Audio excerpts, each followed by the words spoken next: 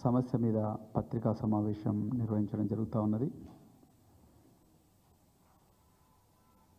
పెద్దలు గౌరవనీయులు తెలంగాణ తొలి ముఖ్యమంత్రి శ్రీ కేసీఆర్ గారు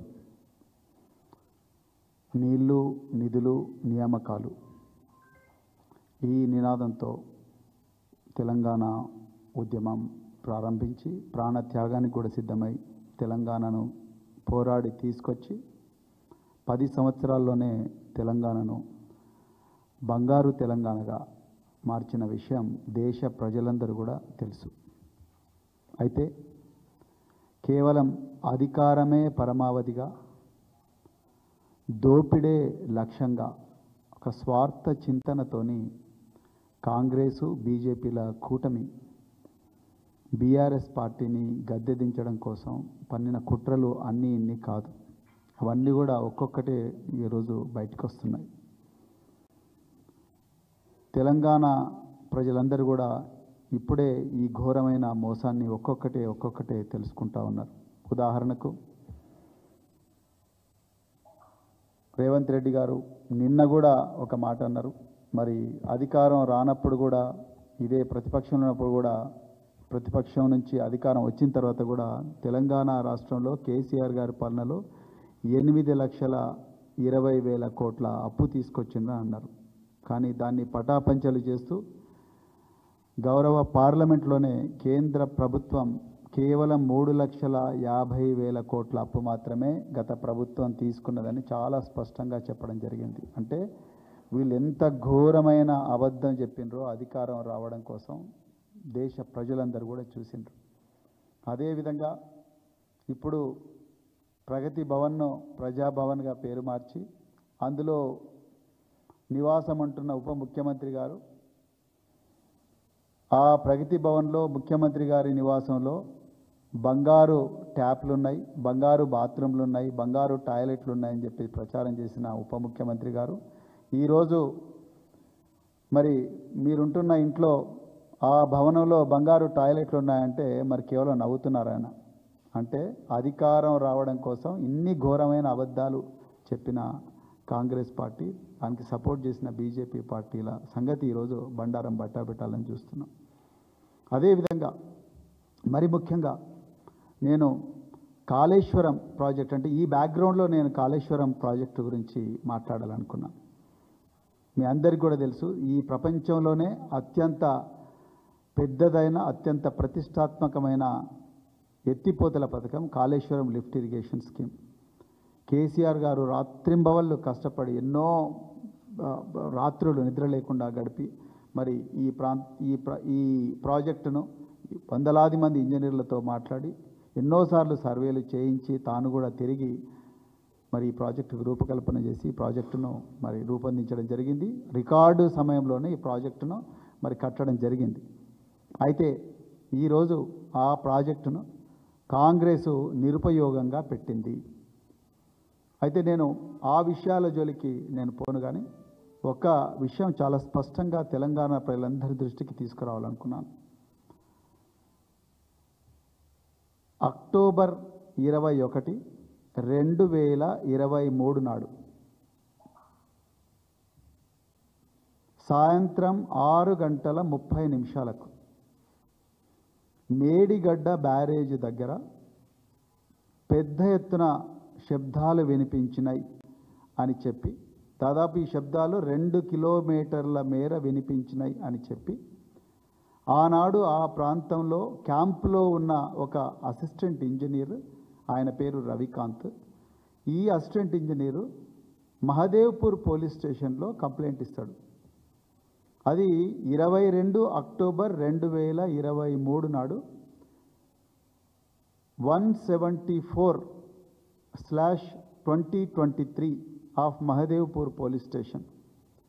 ఆ క్రైమ్ నెంబర్తో ఈ కేసు రిజిస్టర్ అవుతుంది. Prevention of destruction of public property act కింద ఈ కేసు రిజిస్టర్ చేస్తారు. ఇంకా ఐపీసీ సెక్షన్లతో రిజిస్టర్ చేస్తారు. అందులో ఆ ఇంజనీర్ గారు ఇచ్చిన కంప్లైంట్లో చాలా స్పష్టంగా భారీ ఎత్తున శబ్దాలు వినిపించినాయి. అదేవిధంగా దీని వెనుక ఎవరో అన్నోన్ అఫెండర్స్ ఉన్నారు, అంటే అసాంఘిక శక్తులు ఉన్నారని ఆ ఇంజనీర్ గారు కంప్లైంట్ ఇవ్వడం జరిగింది. ఎఫ్ఐఆర్ 2023 అక్టోబర్ 22 నాడు మహదేవ్పూర్ పోలీస్ స్టేషన్లో రిజిస్టర్ అయింది. అప్పటి నుండి ఇప్పటి వరకు ఆ కేసు మీద ఎలాంటి పరిశోధన లేదు. మరి నిజంగా డ్యాము కుంగిపోతే పేలుళ్ల శబ్దాలు రావు.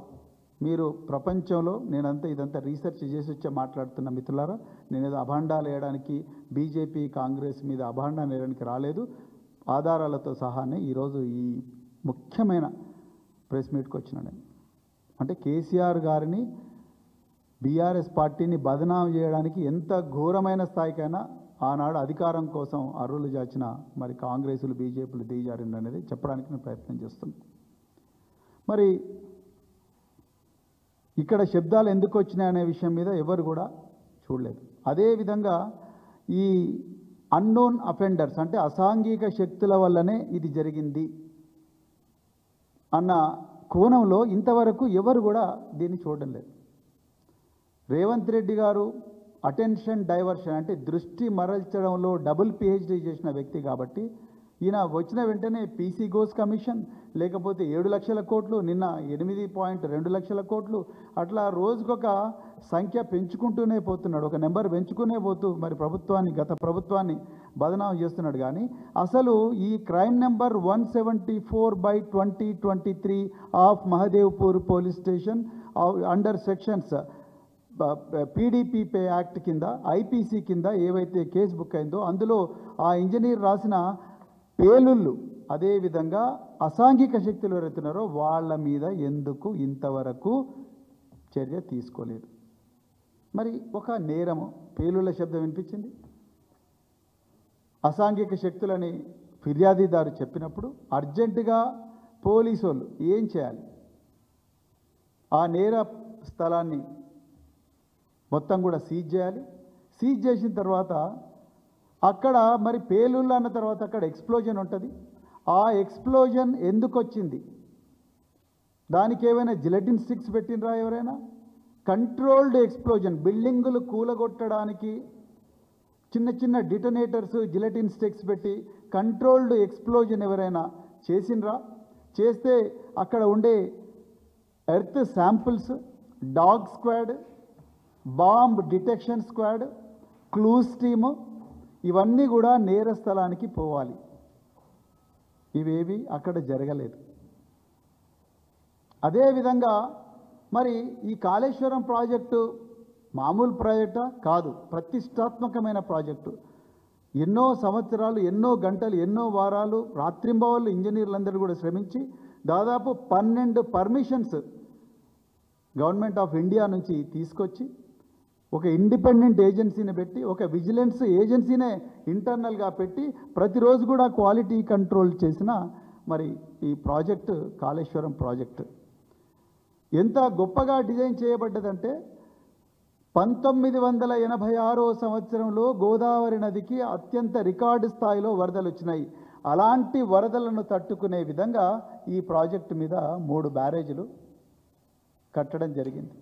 అది సుందిల్ల కావచ్చు, అన్నారం కావచ్చు, తర్వాత మేడిగడ్డ కావచ్చు. అయితే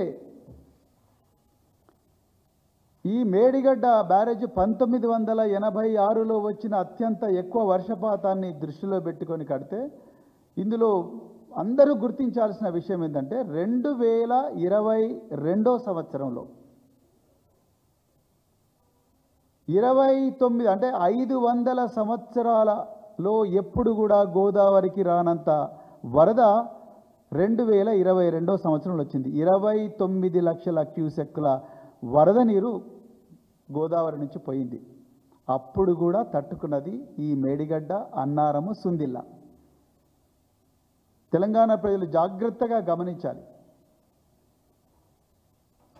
2019 జూన్ నెలలో జూన్ 21 నాడు కాళేశ్వరం ప్రాజెక్టును గౌరవ కేసీఆర్ గారు జాతికి అంకితం చేస్తే 2019, 2020, 2021, 2022, 2023 వరకు కూడా ఈ ప్రాజెక్టు భారీ వరద ప్రవాహాన్ని తట్టుకున్నది. 500 సంవత్సరాల్లో ఎప్పుడు రానంత వరదను కూడా ఈ ప్రాజెక్టు తట్టుకున్నది. ఈ 3 బ్యారేజీలు తట్టుకున్నాయి.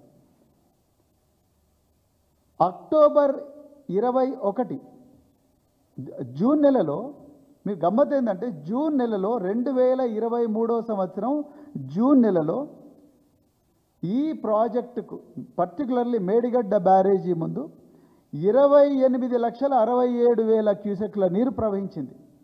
అప్పుడు ఈ ప్రాజెక్టుకి ఏం కాలేదు. అక్టోబర్ 23 నాడు అంటే 3 నెలల తర్వాత ఆ ప్రవాహం దాదాపుగా 20,000 క్యూసెక్ల దాకా 20 లక్షల క్యూసెక్ల దాకానే వచ్చింది. అప్పుడే సడన్గా బ్లాక్ నెంబర్ 7 అందులో కేవలం ఒక పిల్లరు 20వ నెంబర్ పిల్లర్ మాత్రమే కుంగిపోయింది. ఎట్లా కుంగిపోయింది? అన్నారంకి ఏం కాలేదు, సుందిళ్ళకి ఏం కాలేదు, మేడిగడ్డలో అది కూడా ఒక్కటే పిల్లర్. 87 పిల్లర్లు ఉంటే ఆ 87 పిల్లర్లో 20వ నెంబర్ పిల్లరే కూలిపోయింది, కుంగిపోయింది. ఎట్లా కుంగిపోతుంది? అది భారీ శబ్దాలు చేస్తూ. ఈ యాంగిల్లో ఎవ్వరు కూడా ఆలోచించడం లేదు. ఇక ఇది 21వ తారీఖు నాడు కుంగిపోయింది అని చెప్పిన న్యూస్ వచ్చిన వెంటనే కాంగ్రెస్ వాళ్ళు ఎప్పటి నుంచో ఈ కాళేశ్వరం ప్రాజెక్టు మీద 1,00,000 కోట్ల అవినీతి 1,00,000 కోట్ల అవినీతి అని చెప్పి మరి రోజు విషం చిమ్ముతూ ఉన్నారు. ఇదే అదనుగా మరి కాంగ్రెస్ వాళ్ళు ముఖ్యంగా కిషన్ రెడ్డి, గంగాపురం కిషన్ రెడ్డి, ఆయన ఆనాడు బీజేపీ ప్రెసిడెంట్, ఇమ్మీడియట్గా సెంట్రల్ వాటర్ కమిషన్కి ఒక లేఖ రాస్తాడు. ఈయన వెంటనే దీన్ని ఇన్వెస్టిగేట్ చేయండి అని. ఇంకా ఆగ మేఘాల మీద నేషనల్ డ్యామ్ సేఫ్టీ అథారిటీ తెలంగాణకు వస్తుంది. వచ్చి డిసెంబర్లో రిపోర్ట్ ఇచ్చేసి డిసెంబర్లో సర్టిఫికేట్ ఇచ్చేస్తారు, ఎస్ ఇది అవినీతి వల్లనే కుంగిపోయింది అని చెప్పేసి. నేను తెలంగాణ ప్రజల ముందర ఇంకొక స్పష్టమైన విషయం ముందర పెట్టాలనుకున్నా. ఇదే జూన్ నెలలో ఉత్తరాఖండ్ రాష్ట్రంలో తియస్తా ప్రాజెక్టులో వచ్చిన భారీ వరదల వల్ల మొత్తం డ్యామ్ కొట్టుకొని పోతుంది. ఇంతవరకు కూడా నేషనల్ డ్యామ్ సేఫ్టీ అథారిటీ అక్కడ పోలే. ఎందుకు పోలే? అక్కడ బీజేపీ ప్రభుత్వం ఉంది, అందుకొరకే పోలేదు. ఇక్కడనేమో బీఆర్ఎస్ ప్రభుత్వం ఉంది, వీళ్ళని బదనామం చేయాలి, వీళ్ళని గద్దెదించాలి, అంటే ఏమన్నా చేయాలి, కుట్రలు చేయాలి. అందుకొరకు నేషనల్ డ్యామ్ సేఫ్టీ అథారిటీ వెంటనే వచ్చింది. వచ్చి వీళ్ళని report national dam safety authority report మొత్తం చూసిన ఎక్కడ కూడా ఆ ఇంజనీరు మాట్లాడిన పేలుళ్ళు కానీ అసాంఘిక శక్తుల గురించి నేషనల్ డ్యామ్ సేఫ్టీ అథారిటీ ఏమీ మాట్లాడతలేదు. ఎంతసేపు పునాది కింద నుంచి శాండ్ కరిగిపోయింది, శాండ్ కరిగిపోయినందుకే కూలిపోయింది అని చెప్తున్నారు. వెంటనే వీళ్ళకి తెలంగాణ పేరుకు ఒక కొత్త భాష ఇచ్చారు వీళ్ళు, కాళేశ్వరం కాదు కూలేశ్వరం అని. అంటే బట్ట కాల్చి మీద వేయడం.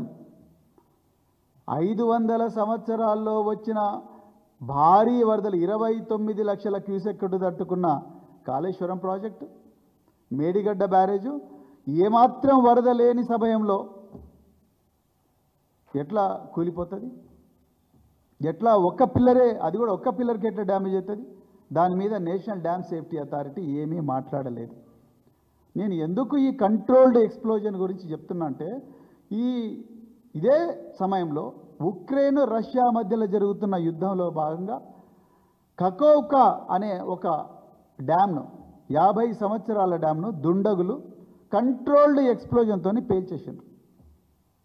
100 మంది చచ్చిపోయారు. రష్యా ఉక్రెయిన్ మీద అభాండాలు వేస్తుంది, ఉక్రెయిన్ వచ్చేసి రష్యా పేల్చేసిందని చెప్తున్నది. 100 మంది చచ్చిపోయినారు ఆ డ్యాము పేల్చేయడంతో. 50 సంవత్సరాల డ్యామ్, నిప్రో రివర్ మీద కట్టిన డ్యామ్ అది. ఇప్పటి వరకు కూడా ఎట్లా పేల్చేసిందో తెలియదు, కానీ పేల్చేసిందని ఎక్స్పర్ట్ చెప్తున్నారు.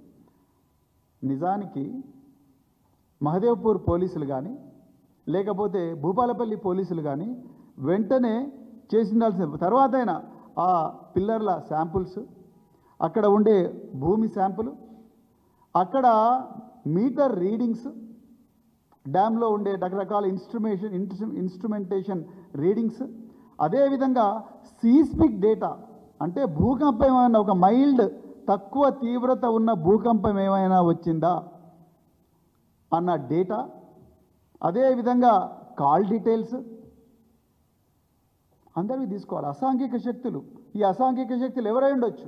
రేవంత్ రెడ్డా, బండి సంజయ లేకపోతే గంగాపురం కిషన్ రెడ్డా, వీళ్ళ మొబైల్ ఫోన్స్ ఏంటి, వీళ్ళ అనుచరుల మొబైల్ ఫోన్స్ ఏంటి, వీళ్ళ టవర్ లొకేషన్స్ ఎక్కడున్నాయి, అక్కడ ఎవరెవరి టవర్లు, అక్కడ ఎవరెవరి మొబైల్ ఫోన్స్ ఆపరేట్ చేసినా ఆ రోజు. మొబైల్ ఫోన్ అంటే మరి మీకు 360 డిగ్రీస్ ఉంటాయి. 360 డిగ్రీస్లో 120 డిగ్రీస్ 120 డిగ్రీస్ 120 డిగ్రీస్ ఆ సెక్టర్లో ఎవరెవరి మేడిగడ్డ సెక్టర్లో ఎవరెవరి మొబైల్ ఫోన్స్ పనిచేసినాయి ఆ రోజు. అంతకన్నా ముందు ఒక వారం రోజుల ముందు ఎవరు పనిచేసినాయి. ఒక నేరం చేయాలంటే అంత ఈజీ కాదు. జెలటిన్ స్టిక్స్ పెట్టి అదేవిధంగా చిన్న చిన్న డిటోనేటర్స్ పెట్టి ఏ విధంగా వస్తుంది. ఇవన్నీ కూడా ఆ మొబైల్ ఫోన్స్కు, అక్కడ ఉండే మొబైల్ ఫోన్స్కు, ఇక్కడ రేవంత్ రెడ్డి చుట్టూ ఉండే వ్యక్తుల మొబైల్ ఫోన్స్ కానీ, కిషన్ రెడ్డి చుట్టూ ఉండే మొబైల్ వ్యక్తులు కానీ, లేకపోతే బండి సంజయ్ చుట్టూ ఉండే వ్యక్తుల మొబైల్ ఫోన్ల కాల్ డీటెయిల్స్ మ్యాచ్ చేసి ప్యాటర్న్స్ తీస్తే ఈజీగా ఎవరో దొరికేవాళ్ళు. అది కూలిపోయిన వెంటనే, అది కుంగిన వెంటనే వీళ్ళు ప్రచారం మొదలెట్టుకు 1 లక్ష కోట్లు లభించి చూడు ఇట్లా అయిపోయిందని చెప్పేసి వెంటనే కిషన్ రెడ్డి లెటర్ రాయడం, డ్యామ్ సేఫ్టీ అథారిటీ పోవడం. ఇంకా రెండో విషయం నేను తెలంగాణ ప్రజల దృష్టికి తీసుకురావాలనుకుంటున్నా. మనం ఇల్లు కడతాం. ఇల్లు కడితే ఇల్లులో బీమ్స్ ఉంటాయి, కాలమ్స్ ఉంటాయి. ఎలుకలు ఎన్నోసార్లు పొక్కలు పెడతాయి. పొక్కలు పెట్టినంత మాత్రాన గోడలు కూలిపోవు. ఇలా నేషనల్ డ్యామ్ సేఫ్టీ అథారిటీ ఏదైతే పునాది కింద నుంచి పొక్కలు పడ్డాయి, పొక్కల మీద కింద ఉన్న శాండ్ అంతా కరిగిపోయింది, దానివల్లనే నీళ్లు పోయినాయి అంటున్నారు కదా. మరి ఇప్పుడు కూడా నీళ్లు పోతున్నాయి కాళేశ్వరం ప్రాజెక్టులో. మరి ఎందుకో ఏం అయితలేదు. సుందిల్ల అన్నారం అట్లే ఉన్నాయి. మేడిగడ్డ కూడా మరి అన్నీ మీరు చెప్పిన థియరీ ప్రకారం అయితే ఇప్పుడు కూడా భయంకరంగా మరి వరద వస్తున్నది కదా. 2023లో వరద వచ్చింది, 2024లో ఇంకా ఎక్కువ వరద వచ్చింది, 2025లో కూడా మరి నీళ్లు పోతూనే ఉన్నాయి కదా. ఎందుకు మరి పిల్లలకి ఏమైతలేదు? ఇంకొకటి, చాలామంది ఇంజనీరింగ్ నిపుణులతో నేను చర్చించిన, వాళ్ళు చాలా క్లియర్గా చెప్తా ఉన్నారు, ఎంత ఘోర ఉపద్రవం జరిగినా పిల్లర్లకు క్రాక్ రాదు. క్రస్ట్ గేట్లకు వస్తే వస్తుంది కానీ, క్రస్ట్కి వస్తే వస్తుంది కానీ పిల్లర్లకు క్రాక్ రాదు అని చెప్తున్నారు చాలామంది ఇంజనీరింగ్ నిపుణులు. ఎక్కడ కూడా నేషనల్ డ్యామ్ సేఫ్టీ అథారిటీ రిపోర్ట్లో ఈ ఎక్స్ప్లోజన్ థియరీ గురించి ఎక్కడ మాట్లాడలేదు. పిల్లర్కు క్రాక్ రాదు, అది కూడా కింద నుంచి పైదాకా క్రాక్ రాదు. ఒక పిల్లర్కి మీరు చూడండి, ఇంట్లో ఒక బీము తర్వాత కాలం, వీటికి ఎక్కడ కూడా క్రాక్స్ రావు. వస్తే గోడలకు అప్పుడప్పుడు ప్రెషర్ డిఫరెన్సెస్తో వస్తాయి. కానీ పిల్లర్లకు లేకపోతే అంటే కాలమ్స్కు బీమ్స్కు ఎప్పుడు కూడా క్రాక్స్ రావు. 5 సంవత్సరాల వయసున్న కాళేశ్వరంలో ఎంతో గొప్పగా ఈఫిల్ టవర్ కన్నా 7 ఇంతల స్టీల్ వాడి, బుర్జ్ ఖలీఫా కన్నా 7 ఇంతల ఎక్కువగా సిమెంట్ వాడి 24 నెలల్లోనే రికార్డు స్థాయిలో కంప్లీట్ చేసిన ఈ కాళేశ్వరం ప్రాజెక్టులో ఒక్కటే ఒక పిల్లర్ నెంబర్ 20కి కింది నుంచి పైదాకా క్రాక్ వచ్చిందంటే డెఫినెట్గా ఇది పేల్చే కుట్ర ఎవరో చేసిండ్రు. కేసీఆర్ ప్రభుత్వాన్ని బదనాం చేయడం కోసం తెలంగాణ ప్రజల వరప్రసాదిని, జీవధార అయినటువంటి గోదావరి నది మీద కట్టిన ప్రతిష్టాత్మకమైన ప్రాజెక్టు, 1 కోటి ఎకరాలకు నీరిచ్చే ప్రాజెక్టు, హైదరాబాద్ నగరానికి మంచినీరిచ్చే ప్రాజెక్టు, భూగర్భ జలాలను పెంచే ప్రాజెక్టు, దేశంలోనే తెలంగాణ నెంబర్ 1గా చేసే ప్రాజెక్టు. ఈ చూసి కళ్ళు కుట్టినాయి ప్రతిపక్ష పార్టీలకు, ఆనాటి ప్రతిపక్ష పార్టీలకు. దీని వెనక రేవంత్ రెడ్డి, కిషన్ రెడ్డి, బండి సంజయ్లు ఉన్నారా లేదా అనేది పోలీసు వాళ్ళు ఒక సిట్టేసి చేయాలి. వాళ్ళ కాల్ డీటెయిల్స్ చూడాలి. ఈ కంట్రోల్డ్ ఎక్స్ప్లోజన్ జరిగిందా లేదా అన్న థియరీ మీద చూడాలి. ఎందుకు క్లూస్ టీమ్ పోలేదు ఆ రోజు, తర్వాత అయినా ఎందుకు పోలేదు? అదేవిధంగా ఎందుకు ఎక్స్ప్లోజివ్స్ యాంగిల్లో ఇన్వెస్టిగేషన్ జరగలేదు? డాగ్ స్క్వాడ్ ఎందుకు వెళ్ళలేదు? కాల్ డీటెయిల్స్ అనాలిసిస్ ఎందుకు జరగలేదు? సీస్మిక్ డేటా ఎందుకు తీసుకోలేదు? భూకంపాలు వచ్చినాయా ఆ రోజు? తక్కువ తీవ్రతతో వచ్చిన పేలుళ్ళు ఎప్పుడు జరిగినా భూకంపాలు వస్తాయి, చిన్న చిన్న మైల్డ్ భూకంపాలు వస్తాయి. ఆ సీస్మిక్ డేటా ఎందుకు తీసుకోలేదు? వీటన్నిటి మీద కూడా పూర్తి స్థాయి చర్చ జరగాలి. అది చేయకుండా అటెన్షన్ డైవర్ట్ చేయడం కోసం పీసీ ఘోష్ కమిషన్ ముందర తీసుకొచ్చిండ్రు. మీరు పీసీ ఘోష్ కమిషన్కి ఇచ్చిన టర్మ్స్ ఆఫ్ రెఫరెన్స్ ఏంటండి? ఇక్కడ కాళేశ్వరంలో అవినీతి జరిగిందా, డిజైన్ మార్చడంలో ఏమైనా అవినీతి జరిగిందా, ఈ నిర్ణయాలు ఎవరు తీసుకున్నారు, ఈ నిర్ణయాలు క్యాబినెట్లో చర్చించినా లేదా? అసలు జరగాల్సిందేంది? ఇంత ప్రతిష్టాత్మకమైన ప్రాజెక్టు,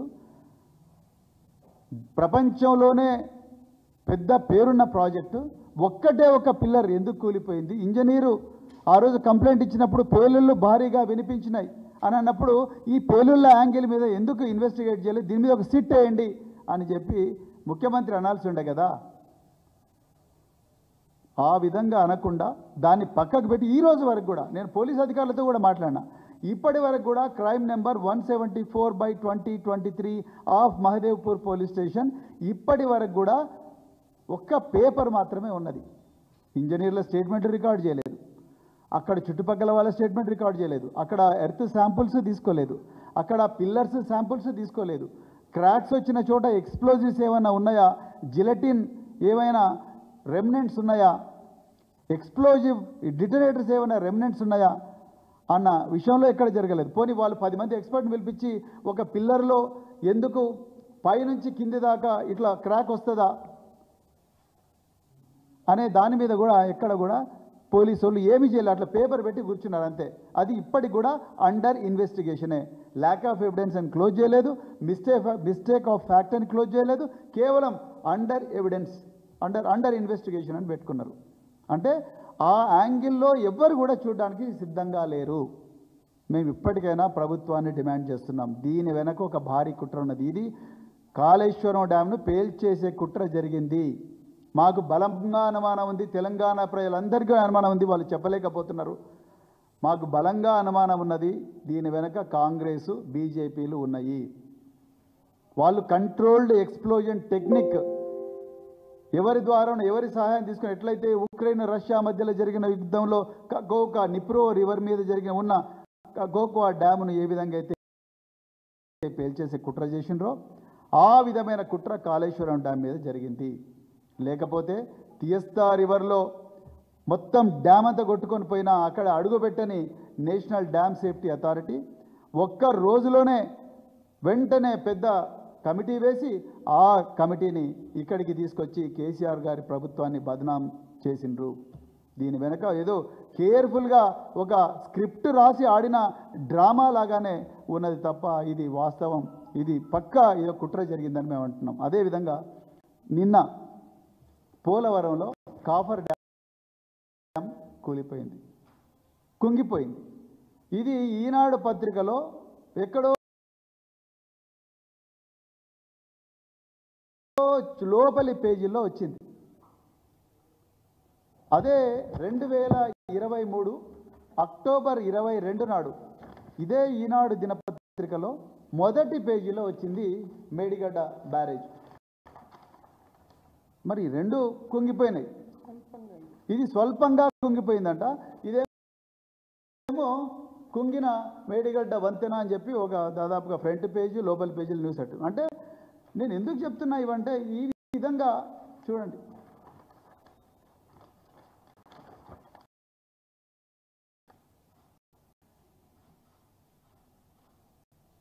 అంటే ప్రజలను తప్పుదోవ పట్టించి నిజాన్ని ప్రజలకు తెలవకుండా రామ్జీ నగర్ గ్యాంగ్ నేరస్తులు ఏ విధంగా అయితే అటెన్షన్ను డైవర్ట్ చేసి బ్యాంకుల ముందర ప్రజల దగ్గర నుంచి బంగారము వెండి డబ్బులు దోచుకొని పోతారో ఆ విధంగా ఈరోజు పీసీ ఘోష్ కమిషన్ అని, లేకపోతే ఇంకొక కమిషన్ అని, లేకపోతే ఇంకొక కేసు అని అక్రమ కేసులు పెట్టి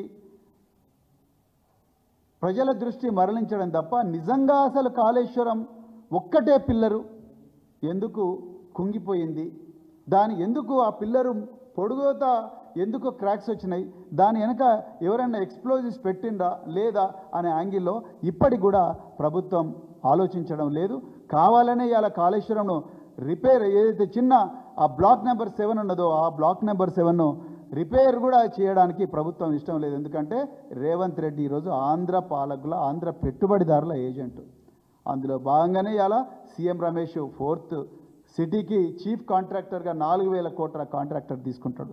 మొన్న వాళ్ళ పార్టీ ఎమ్మెల్యేనే కోమటిరెడ్డి రాజగోపాల్ రెడ్డి గారు ఏమన్నారు, 20 మంది ఆంధ్ర పెట్టుబడిదారులు రేవంత్ రెడ్డి వెనకాల ఉన్నారు, వాళ్ళ ప్రతినిధిగా మాత్రమే ఇక్కడ ముఖ్యమంత్రి వ్యవహరిస్తూ ఉన్నాడు అని చెప్పేసి చాలా క్లియర్గా ఆయన చెప్పడం జరిగింది. ఇవాళ కాళేశ్వరం ప్రాజెక్టు మరి ముఖ్యంగా మేడిగడ్డ బ్యారేజ్ ఏదైతే ఉన్నదో ఆ మేడిగడ్డ బ్యారేజ్ని ఇప్పటి వరకు కూడా రిపేర్ చేయడం లేదంటే ఆంధ్ర పాలకులకు ఆంధ్రాలో ఉండే పెట్టుబడిదారులకు వాళ్లకు మరి ఆయన గురుగా ఉన్న చంద్రబాబు నాయుడు గారికి వాళ్లకు లాభం చేకూర్చడం కోసమే, అదేవిధంగా పోలవరం బనకచెర్లకు ఇంకా వాళ్ళ ప్రాజెక్టులు ఇంకా బలంగా తయారయ్యేందుకోసమే రేవంత్ రెడ్డి ఇక్కడ కూర్చొని వాళ్ళ ఏజెంట్గా మరి చేస్తూ ఉన్నాడు. ఆనాడు ప్రతిపక్షంలో ఉన్నప్పుడు కూడా కాళేశ్వరం కూల్చేసే కుట్రలు ఈ కాంగ్రెస్ బీజేపీలు చేసినాయి.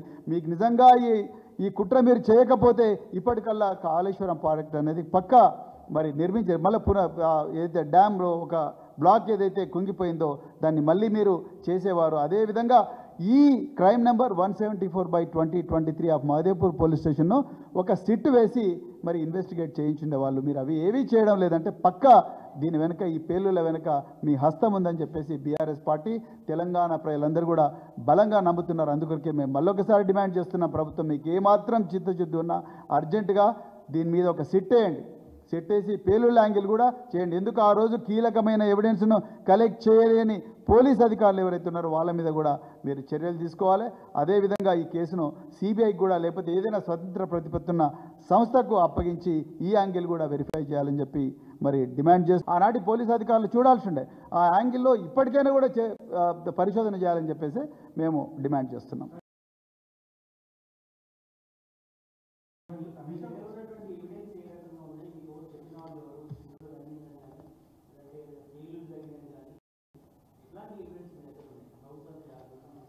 చాలా మంచి ప్రశ్న, ధన్యవాదాలు ఈ ప్రశ్న అడిగినందుకు.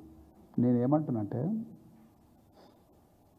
కంప్లైంట్ భారీ శబ్దాలు వినిపించినాయి, నాకు కొంతమంది అసాంఘిక శక్తులు ఈ పని చేసినట్టుగా అనుమానం ఉన్నది అని చెప్పి కంప్లైంట్ ఇచ్చిండు. ఆయన కంప్లైంట్ ఇచ్చినప్పుడు పోలీసులకు ఇచ్చినప్పుడు పోలీసులు కేసు రిజిస్టర్ చేసి వెంటనే సీన్కు పోయి ఆ ఎక్స్ప్లోజివ్ శాంపుల్స్ కానీ లేకపోతే అక్కడ ఉన్న శాండ్ శాంపుల్స్ కానీ లేకపోతే ఆ పిల్లర్స్ యొక్క శాంపుల్స్ కానీ ఎక్స్పర్ట్స్ని తీసుకొచ్చి ఈ విధంగా క్రాక్స్ ఎందుకు వస్తాయి అని చెప్పి అడగాల్సి ఉండే. డాగ్ స్క్వాడ్ కానీ బాంబ్ డిస్పోజల్ స్క్వాడ్ కానీ లేకపోతే క్లూస్ టీమ్ కానీ ఇవన్నీ పోయి ఆ శాంపుల్స్ అన్ని తీసుకొని అవన్నీ కూడా ఎక్స్పర్ట్స్కి పంపించి ఆ విధంగా పరిశోధన చేయనుండే. ఆ కీలకమైన ఎవిడెన్స్ ఈరోజు కనిపించడం లేదు. అదేవిధంగా ఆ ప్రాంతంలో ఎవరెవరి మొబైల్ ఫోన్స్ పనిచేసినాయి అప్పటి నుంచో దీని మీద పూర్తిగా మరి విషం కక్కుతున్న లీడర్స్ ఎవరైతే ఉన్నారో వాళ్ళ మొబైల్ ఫోన్స్కు అక్కడ తిరిగిన వ్యక్తుల మొబైల్ ఫోన్స్కి ఏమైనా సంబంధం ఉందా, అందులో ఎవరైనా ఎక్స్ప్లోజివ్ ఎక్స్పర్ట్స్ ఉన్నారా అనేది ఒకసారి మొత్తం ఎక్స్పాండ్ చేస్తే ఇన్వెస్టిగేషన్ తెలుస్తుంది. సో ఆ బేస్ మీద అడుగుతున్నాను. అదేవిధంగా 2022లో 500 సంవత్సరాలు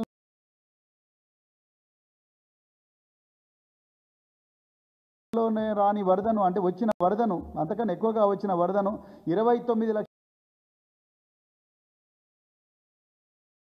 లక్షల క్యూసెక్ను తట్టుకున్న మేడిగడ్డ బ్యారేజు కేవలం 20 లక్షల క్యూసెక్ 29 లక్షలు ఎక్కడ 20 లక్షలు ఎక్కడ 20 లక్షల కన్నా తక్కువగా ప్రవాహం ఉన్నప్పుడు ఎట్లా కుంగిపోతుంది? అది జూన్ నెలలో జూలై నెలలో ఆగస్టు నెలలో కానిది అక్టోబర్ నెలలో ఆల్మోస్ట్ మాన్సూన్ సీజన్ వెనక్కి పోతూ ఉంటుంది.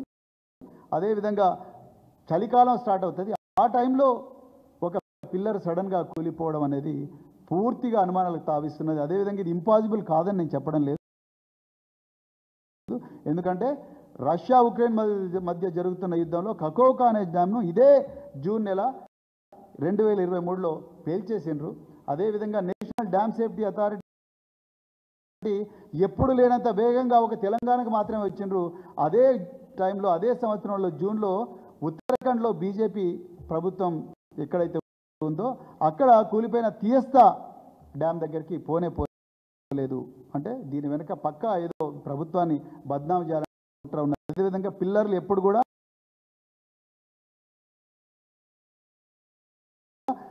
లాంగిట్యూడినల్ క్రాక్స్ ఒక్కటేసారి ఒక ఐరన్ ప్లస్ సిమెంట్ మొత్తం కూడా కంపాక్ట్ చేసిన ఒక పిల్లర్కి ఎప్పుడు కూడా క్రాక్స్ రావని చాలామంది ఇంజనీరింగ్ నిపుణులు మాతో చెప్పినారు. Unfortunately national dam safety authority ఇప్పటికి కూడా కాళేశ్వరం డ్యాంలో మేడిగడ్డ బ్యారేజ్లో పిల్లర్ నెంబర్ 20లో ఆ క్రాక్ ఎందుకు వచ్చింది అనేది 650 పేజీల రిపోర్ట్లు ఎక్కడ లేదు. ఎందుకు యాంగిల్లో వెరిఫై చేయడం లేదు? అందుకొరకే మాకు బలమైన అనుమానం ఉంది. దీని వెనుక పేలుడు పేల్చి దీన్ని డ్యామ్ను కూలగొట్టాలనే కుట్ర బలంగా